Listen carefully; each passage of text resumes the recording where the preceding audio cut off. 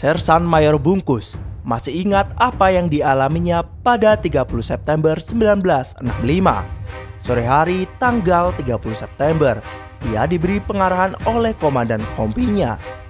Sang Komandan Kompi C dari Batalion Kawal Kehormatan 1 Cakrabirawa itu adalah Letnan 1 Dul Arif. Dalam apel malam, Dul Arif hanya bisa memperoleh 60 anggota. Pasukan itu lalu bergerak ke kawasan Lubang Buaya, Jakarta Timur. Komandan batalion kita, Letnan Kolonel Untung, telah menugaskan saya memegang unit Cakra. Berangkat dalam sebuah misi, ada kelompok jenderal yang disebut Dewan Jenderal yang hendak mengkudeta Presiden Soekarno. Tugas Cakrabirawa tak lain melindungi Presiden Soekarno. Dari ucapan Dul Arif itu, para pasukan tentu merasa bahwa para jenderal itu musuh besar mereka. Sehingga tak heran saat dalam penculikan yang dikenal sebagai peristiwa Gerakan 30 September 1965 atau G30S, pasukan Cakrabirawa tidak ragu menembak jenderal yang mereka bawa. Pada malam 30 September 1965 itu, Letnan Kolonel Untung sang Komandan Batalion KK1 Cakrabirawa ikut mengawal Presiden Soekarno di acara Musyawarah Nasional Ahli Teknik di Senayan. Presiden berada di Senayan hingga pukul 23.00 malam hari. Setelah itu, Untung berangkat ke Lubang Buaya, dekat Pangkalan Udara Halim Perdana Kusuma untuk melihat pasukan. Di hari 1 Oktober 1965, pasukan pun berangkat menculik jenderal-jenderal Angkatan Darat yang dianggap sebagai Dewan Jenderal. Ada 6 jenderal dan 1 letnan berhasil ditangkap hingga berakhir di sebuah sumur tua di Lubang Buaya.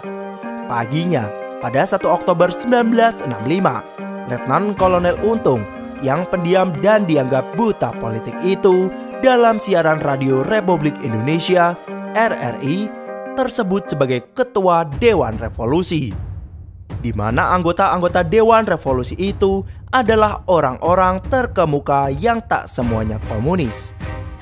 Untung menjadi satu-satunya penanda tangan dokumen Dewan Revolusi itu. Letnan Kolonel Untung adalah pemegang bintang sakti, seperti juga Beni Murdani atas aksinya pada 1962 dalam operasi Trikora melawan tentara Belanda di Papua Barat. Intinya, Untung sempat punya nama baik sebelum 30 September 1965. Untung memang tak seberuntung namanya. Ia jadi pemimpin gerakan kudeta yang gagal. Ia hanya bisa diandalkan bertempur seperti di Sumatera waktu mengajar PRRI dan di Papua Barat dalam Trikora, tapi tidak untuk berpolitik. Orang-orang di Sumatera Barat heran mengetahui Untung yang pendiam dan tidak populer memimpin sebuah kudeta G30S itu. Untung memang dilahirkan untuk menjadi tentara. Laki-laki bernama asli Kusman ini pernah jadi pembantu tentara Jepang Heiho di zaman Jepang waktu umurnya belum 20 tahun. Ketika peristiwa Madiun 1948, ia masih berpangkat sersan mayor. Pada 1950-an, ia pernah jadi bawahan Soeharto sebagai letnan dalam batalion Sudigdo di Kleko, Solo. Pangkatnya naik bertahap sejalan jam tugasnya sebagai prajurit.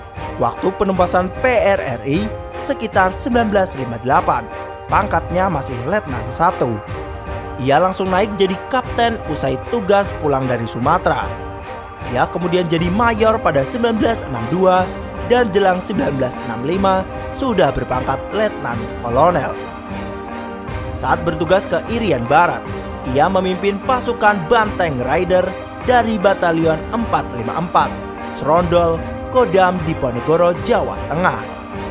Untung sempat jadi komandan batalion di sana, menggantikan Letnan Kolonel Ali Ebram yang dianggap pengetik super smart. Sebagian pasukan Rider dari Serondol ada yang ditarik sebagai Resimen Cakrabirawa. Pasukan yang sempat di Banteng Rider masuk dalam Batalion KK1 Cakrabirawa yang dipimpin Untung. Banteng Rider adalah pasukan elit yang didirikan Ahmad Yani yang juga menjadi korban penculikan G30S. Di antara pasukan penculik G30S, sebagian berasal dari Banteng Rider. Bintang kehidupan Untung mulai suram sejak 1 Oktober 1965. Sebagai sosok yang sangar secara militer, Untung tergolong apes terkait peristiwa penangkapannya. Untung yang menghilang setidaknya sejak 2 Oktober 1965 berusaha kabur ke sekitar Jawa Tengah dan dia berada dalam sebuah bus. Di Tegal, bus yang ditumpangi rupanya dimasuki tentara yang tak dikenal olehnya. Namun, ia tak mau kena ciduk oleh tentara yang naik. Ia memutuskan melompat dari bus. Sialnya, tubuhnya menghantam sebuah tiang listrik. Kesialannya makin bertambah saat orang-orang di sekitar sempat mengira dirinya adalah copet. Untung sempat digebuki massa. Menurut Misbah, Yusa Biran dalam Kenang-kenangan Bandel, Untung tetap mencoba menunjukkan gengsi sebagai perwira. Untung memposisikan diri sebagai orang yang tak takut pada siksaan yang akan menimpanya. Awal 1966, Untung diadili oleh sebuah pengadilan luar biasa dalam sejarah Indonesia, Mahkamah Militer Luar Biasa. Ruang sidangnya pun bukan di gedung pengadilan Kementerian Kehakiman, melainkan gedung Badan Perencanaan Pembangunan Nasional Bappenas di dekat Taman Suropati, Menteng, Jakarta Pusat. Berkas-berkas pengadilan dibukukan dan dijadikan sebuah karya berjudul Gerakan 30 September di hadapan Mahmiluk Perkara Untung 1966.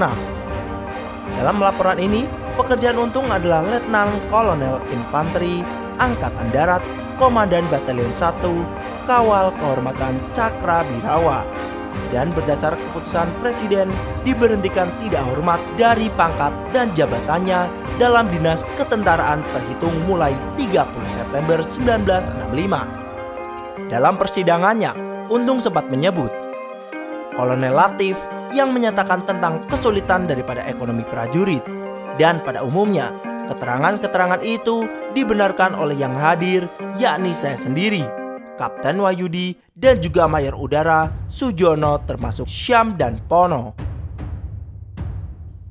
Semula, menurut Subandrio, Untung yang sempat ditahan di instalasi rehabilitas Inrehab Cimahi punya keyakinan dia tak bakal dihukum mati. Ia yakin Soeharto bakal membebaskannya. Namun, pada 6 Maret 1966, Mahmiluk memberi vonis hukuman mati kepada Untung. Esoknya, dibuat surat keputusan dari Menteri Panglima Angkatan Darat. Letnan Jenderal Soeharto menyetujui keputusan dan eksekusi mati terhadap Untung. Pembelanya sempat minta grasi agar tak dihukum mati. Grasi tak datang padanya, tapi hukuman mati yang menghampirinya. Menurut Subandrio, saat itu dia sudah selesai ditanya permintaan terakhirnya. Seperti lazimnya orang-orang yang akan menjalani eksekusi mati. Mungkin karena sedang panik, dia malah tidak meminta apa-apa.